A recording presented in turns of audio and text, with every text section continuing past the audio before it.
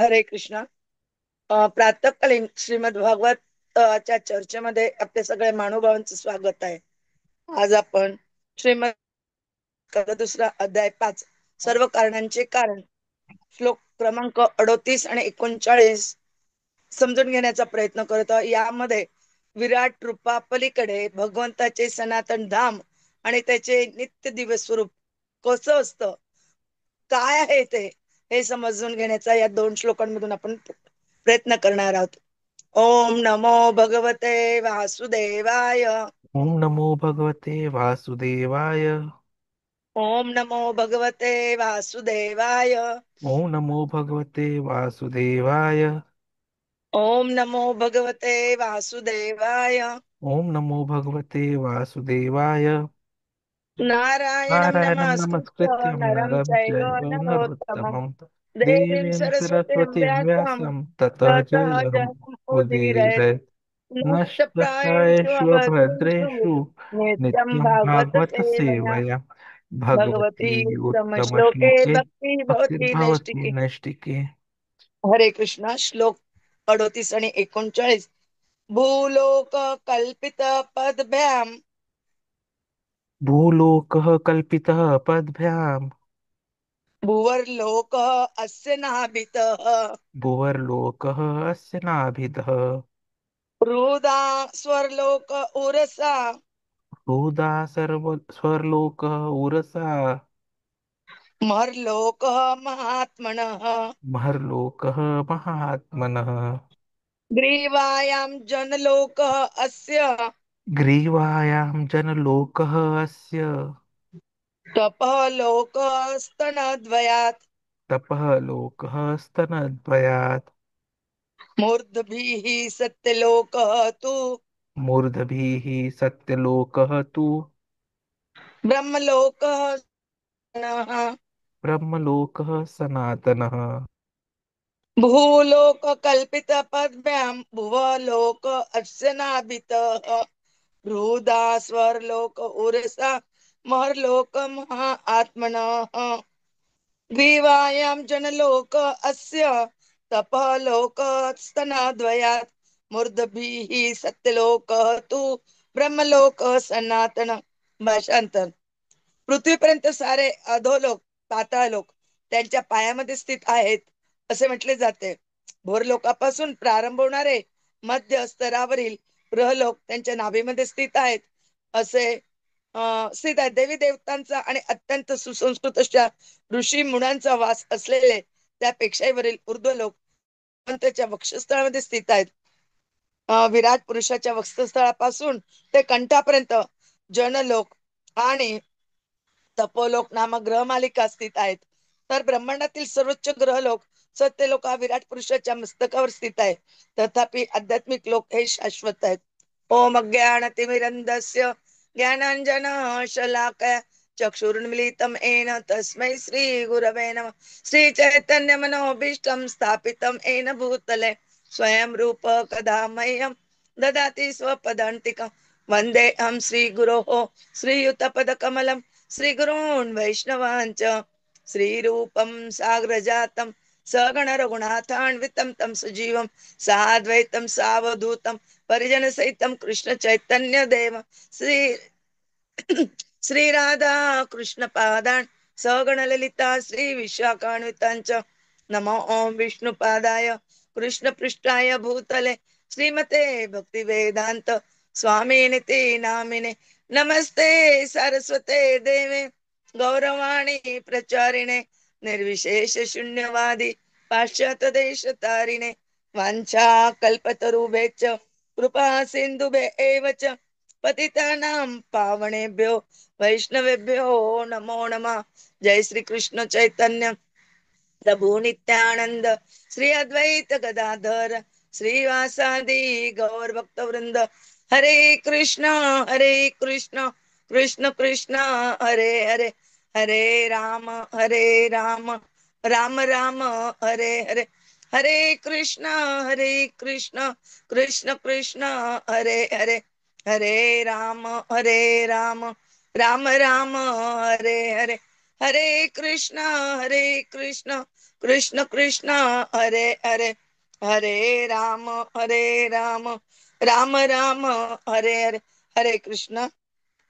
आज आपण श्रीमद भागवतम स्कंद दुसरा, अध्याय 5, सर्व कारणांचे कारण, श्लोक क्रमांक 38 आणि 39 समजून घेण्याचा प्रयत्न करत आहोत. या ठिकाणी ब्रह्माजी नारद मुनींना सांगतात आहे की पृथ्वीपर्यंत म्हणजे ही जी आपली पृथ्वी आहे, या पृथ्वीपर्यंत खाली जे अधोलोक आहे, पाताळ लोक वगैरे, ते भगवंताच्या म्हणजे त्या परम विराट पुरुषाच्या पायामध्ये स्थित आहेत. पायामध्ये स्थित आहेत. तर भुवर लोकापासून म्हणजे पासून प्रारंभ होणारे मध्य स्तरावरील ग्रहलोक त्यांच्या नाभीमध्ये स्थित आहेत. म्हणजे भूलोकाच्या वरती भुवर लोकापासून जे ग्रह सुरू होतात ते नाभीमध्ये स्थित आहेत. आणि देवी देवतांचा आणि इतर जे उच्च लोक आहेत ते जिथं ऋषीमुनी वगैरे राहतात ते भगवंताच्या स्थळामध्ये स्थित आहेत, असं या 38व्या श्लोकामध्ये म्हणतात आहे. कारण ही या ब्रह्मांडाची ही ग्रह मालिका जी काय 14 लोकांची आहे. आणि असं या अधोलोकांना भूरलोक, मध्यवरील लोकांना ग्रहलोक आणि मध्यवरील ग्रह लोकांना भुवरलोक आणि ब्रह्मलोकापर्यंत असणाऱ्या सर्व ऊर्ध्व लोकांना स्वरलोक म्हटलेलं आहे. भूर भुव स्व, जे आपण गायत्री मंत्रामध्ये सुद्धा म्हणतो. आणि 39व्या श्लोकात म्हणतात ते की विराट पुरुषाचं जे वक्षस्थळ आहे, म्हणजे या छातीपासून तर कंठापर्यंत, गळ्यापर्यंत जनलोक आणि तपलोक नामक ग्रह मालिका आहेत. आणि ब्रह्मांडातील सर्वोच्च ग्रहलोक जे आहेत, सत्यलोक वगैरे, ते विराट पुरुषाच्या मस्तकावर स्थित आहेत. आणि तथापि आध्यात्मिक लोक हे त्याच्या परे आध्यात्मिक लोक काय आहे, हे 3 गुणांच्या पलीकडे असल्यामुळे ते ह्या 14 लोकांच्या परे आहेत. आणि ते शाश्वत आहेत, ते नश्वर. हे बाकीचे लोक नश्वर आहेत, ते नष्ट होऊ शकतात. पण हे जे आध्यात्मिक लोक आहे म्हणजे वैकुंठ गोलोक वगैरे, ते नष्ट नाही होत. तर त्या गोलोकामध्ये आपले भगवान श्रीकृष्ण राहतात. ते त्यांनी याच्यात सांगण्याचा प्रयत्न केलेला आहे. प्रभूजी आपल्याला सोप्या भाषेत समजून सांगतील अशी मी त्यांना विनंती करते. हरे कृष्ण. हरे कृष्ण कृष्ण कृष्ण हरे हरे, हरे राम राम राम हरे हरे, हरे कृष्ण. तर आपली, जसं आपण मागच्या वेळेस बोललो होतो, सुरुवात झाली आहे की जिथे आपण पाहतोय की भगवंत जे आहे ते विराट रूपामध्ये आपण त्यांना कसं समजू शकतो.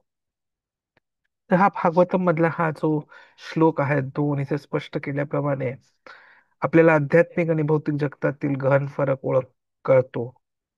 त्यामध्ये ब्रह्मलोकाचे स्वरूप, कृष्णाचा अवतार, वैदिक सूत्रांच्या चुकीच्या अर्थांमुळे प्रचलित असलेले तात्विक गैरसमज, या सगळ्या गोष्टी तात्पर्यामधनं प्रभुपादजी आपल्याला समजवण्याचा प्रयत्न करतात. सुरुवात ब्रह्माजींच्या सांगण्यावरून की कसं विराट पुरुषात विश्वाची रचना, विश्वाची सजीव प्रतिमा अर्थात विराट रूप, भगवानाचे विराट रूप हे सृष्टीतील प्रत्येक गोष्टीशी, भगवंतांशी असलेले एकात्म्याचे प्रतीक आहे. जे आपण 14 लोकांचा विचार करतो, तर अशा विविध लोकांना विराट रूपाच्या विविध अवयवांमध्ये दर्शवलं. जसं चरण जे आहेत ते अधोलोक आहे, पाताळ ते भूलोक पर्यंत. नाभी भुवरलोक, छाती स्वर्गलोक, देवतांचे जे लोक आहेत ते, आणि गळा ते शिर जनलोक, तपोलोक, सत्यलोक. तर याच्याविषयी आपण या स्कंदाच्या पहिल्या अध्यायातील 24व्या श्लोकातच ऐकलंय की विराट रूप नवशिक्यांसाठी भगवंतांची सुलभ समज आहे, भक्तांसाठी आहे. आध्यात्मिक जगत हे सनातन धर्माचे हृदय आहे पा. सनातन लोक भौतिक सृष्टीच्या पलीकडे आहेत. भौतिक सृष्टी ही ब्रह्माच्या दिवस रात्र चक्रात निर्माण व नष्ट होत असते. परंतु आध्यात्मिक लोक जे आहेत, वैकुंठ गोलोक, ते सनातन आहे, नित्य आहे. त्यांना काळाचा प्रभाव लागत नाही, त्यांचा कधीही नाश होत नाही. भगवद्गीतेमधल्या 8व्या अध्यायातील 20व्या श्लोकात कृष्ण आपल्याला समजवतात की या प्रकट व अप्रकट भौतिक सृष्टीच्या पलीकडे एक अजन्म नाशरहित आत्मस्वरूप आहे. आणि ह्याच स्कंदाच्या 6व्या अध्यायात आपण 16-17व्या श्लोकात पाहणार आहे की वैकुंठ धामातील लोक कधीही पतन पावत नाही. तर भगवंतांचे रूप व धाम हे अद्वैत ज्ञान आहे. भगवंतांचे रूप, नाम, गुण, लीला सर्वच त्यांच्याशी अभिन्न आहेत. सर्वच त्यांच्या स्वरूपाशी एकरूप आहेत. ही आहे अद्वैत ज्ञान तत्व. जिथे शरीर व आत्मा यामध्ये भेद नाही, काळाचा प्रभाव नाही. जसं ब्रह्मसंहितेमध्ये ब्रह्माजी स्वतः म्हणतात 5व्या अध्यायातील पहिल्या श्लोकातच, गोविंद मादी पुरुष, की गोविंद हा आदिपुरुष आहे, तो परब्रह्म आहे, चिरंतन आहे, स्वर्ग गुण संपन्न आहे. श्वेताश्वेतर उपनिषदामध्ये 6व्या अध्यायातील 11व्या श्लोकात म्हटलंय, सर्वम खलु इदम ब्रह्म, सर्वच ब्रह्म आहे पण वैविध्याने पूर्ण. आध्यात्मिक जगाचं हेच विशेषत्व आहे. श्री जीव गोस्वामी म्हणतात, ब्रह्मलोक म्हणजे ब्रह्म किंवा परमेश्वराचे निवास. परमेश्वर त्यांच्या आध्यात्मिक राज्यातील सर्व गोष्टी, नाव, रूप, गुण, लीला, धाम या एकमेकांपासून वेगळ्या नाहीत, पण पूर्णपणे परिपूर्ण, नित्य आणि अविनाशी आहे. आध्यात्मिक जगात काळाचा परिणाम नसतो. भौतिक जगात ज्याप्रमाणे शरीर आणि आत्मा वेगळे आहेत, काळाची नाशकारक सत्ता असते, तसं आध्यात्मिक जगात नाही. तिथे काळ स्थायी नाही आणि तेथील सर्व ग्रह अनंत काळ स्थिर आणि अमर असतात. एकमेव वाद एकमेव अद्वितीयम या तत्वाचा खरा अर्थ आपल्याला इथे कळतो. वेदात मध्ये म्हटलंय एकमेव अद्वितीयम. हे अव्यवस्थितपणे चुकीच्या अर्थाने विशेषवादी मायावादी विचारसरणीमध्ये वापरलं जातं. पण प्रत्यक्षात आध्यात्मिक जगात नाना प्रकारांची विविधता असून देखील सर्व काही भगवंतांशी एकरूप असते आणि हेच खरं अद्वैत आहे. परंतु मायावादामुळे अनेक गैरसमज निर्माण होतात. एकम एव अद्वितीयम काय होतं, ते एकमेव अद्वितीयम होतं, पण त्याला ते काय करतात, एकम एव अद्वितीयम असा चुकीचा अर्थ काढतात. मायावादी विचारसरणी उपनिषद वाक्यांचा गैरवापर करून भगवंतांच्या वैविध्यपूर्ण स्वरूपाचे खंडन करतात. ते म्हणतात की भगवान निराकार आहेत, पण भगवंत खरं तर साकार आणि सजीव आहेत आणि त्यांचे धामही वैचित्र्यपूर्ण आहे.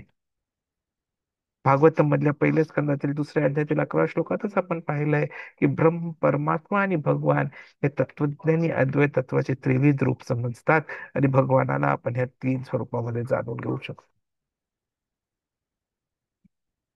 भगवंतांचा जन्म देखील पहा किती महत्वपूर्ण असतो, वैविध्यपूर्ण असतो आणि तो त्यांच्या आत्ममायामुळे विशेष ठरतो. कृष्णाचा जन्म दिव्य नित्य स्वरूपात असतो. भगवंत जेव्हा भौतिक जगात प्रकट होतात, तेव्हा ते आपल्या मूळ नित्य आनंदमय स्वरूपात आत्ममाया येतात. त्यांचे शरीर कधीच बदलत नाही किंवा भौतिक गुणांनी स्पर्शले सुद्धा जात नाही. कृष्णाचा जन्म आपल्यासारख्या मर्त्य जीवांसारखा नाही. ते प्रकट होतात आत्ममायामुळे, स्वतःच्या इच्छेत. जसं भगवद्गीतेच्या 4थ्या अध्यायातील 6व्या श्लोकात ते अर्जुनाला सांगतात, मी अजन्म असूनही माझे रूप चिरंतन आहे, तरी मी माझ्या आत्ममायामुळे प्रकट होतो. आणि 9व्या श्लोकात सांगतात की जो माझ्या जन्मलीलांचे दिव्य स्वरूप जाणतो, तो मृत्यूनंतर पुनर्जन्म घेत नाही. जन्म कर्मच मे दिव्य. ब्रह्मसंहितेत सुद्धा 33व्या श्लोकात ब्रह्माजी तेच म्हणतात, कृष्ण नित्य युवा असतात, वृद्धत्व त्यांच्यात नसते. भगवंतांचे शरीर कधीही न बदलणारे, कृष्णाचे शरीर नित्य दिव्य अविनाशी आहे. ते लहानपण कुमार वयातही प्रकट होतात, पण कधी वृद्ध होत नाही. त्यांची बुद्धी आणि शक्तीही कधी क्षीण होत नाही. शरीर बुद्धी कधीच नाश पावत नाही, नेहमीच त्याच मूळ स्वरूपात साक्षात कृष्ण द्विभुजधारी बासरी असलेले प्रकट होतात. त्यांच्या अवताराची तुलना सूर्याच्या उदयास्ताशी केली जाते. सूर्य नेहमी तिथेच असतो, आपण बघू शकतो किंवा नाही हे आपल्या दृष्टीपरत्वेवर असतं. भागवतमच्या 10व्या स्कंदात आपण पाहणार आहे 3ऱ्या अध्यायातील 9व्या-10व्या श्लोकात की कृष्ण वसुदेव देवकी समोर चतुर्भुज रूपात नारायण रूपात प्रकट झाले होते. नंतर देवकी मैयांनी प्रार्थना केली की अरे तू जर असा राहिलास तर मी तुझ्यावर प्रेम कसं करणार. आणि म्हणून मग त्यांनी स्वतःला द्विभुज रूपात परिवर्तित केलं. भगवद्गीतेमध्ये 4थ्या अध्यायातील 5व्या श्लोकात हे म्हटलंय, तुझ्या आणि माझ्या अनेक जन्म झालेत, पण मी सर्व लक्षात ठेवतो, तू नाही अर्जुना. तर भगवंताचे रूप भक्तांसाठी भक्तिद्वार आहे. भगवंताचे साकार रूप म्हणजे भक्तीचा आश्रय. विराट रूप हे केवळ सुरुवातीला उपासनेचा सोपा मार्ग आहे. पण भक्ताने लक्ष गोलोकधाम व साकार स्वरूपावरच केंद्रित करावे. भगवंताचे प्रकट होणे म्हणजे कृपा रूप जीवांचा उद्धार करण्यासाठी. भगवद्गीतेमध्ये 15व्या अध्यायातील 6व्या श्लोकात म्हटलंय, माझ्या धामात गेल्यावर जीव पुन्हा या मृत्यू लोकात परत येत नाही. तर निष्कर्ष हाच की ह्या विराट रूपावरून वैकुंठाची झलक घ्यावी. आपण इथे पाहतोय की विराट रूपाद्वारे विश्वाच्या रचनेचे वर्णन करून पुढे नित्य अद्वितीय आध्यात्मिक जगातील भगवंतांच्या धामाची ओळख दिली आहे. जो भगवंताच्या जन्म लीला व धामाचे दिव्यत्व जाणतो तोच खरी मुक्ती प्राप्त करू शकतो. जसं पहिल्या स्कंदातील 1 अध्यायातील 3रा श्लोक आहे पहा, निगम कल्पतरो गलितम फलम. तर भागवत हे वेदांचं परमफल आहे. ते भगवंतांच्या स्वरूपाचे संपूर्ण व दिव्य दर्शन देतात. तर विविध रंगी शाश्वत आध्यात्मिक जग आणि क्षणिक सावलीसारख्या भौतिक जगामधील मूलभूत फरक समजून घेणं आपल्यासाठी आवश्यक आहे. सर्वोच्च परमेश्वराच्या त्याच्या क्षेत्रात आणि या जगामधील संवादांमध्ये शाश्वत तरुण अपरिवर्तनीय अलौकिक अद्वितीय स्थान आपण ओळखले पाहिजे. तर तयार आहात ना आपण या दिव्य धामाच्या दिशेने वाटचाल करायला, जिथे न काळ न मृत्यू न दुःख, फक्त नित्य सेवा, नित्य सौंदर्य, नित्य कृष्ण प्रेम आहे. हरे कृष्ण. दंडवत प्रणाम.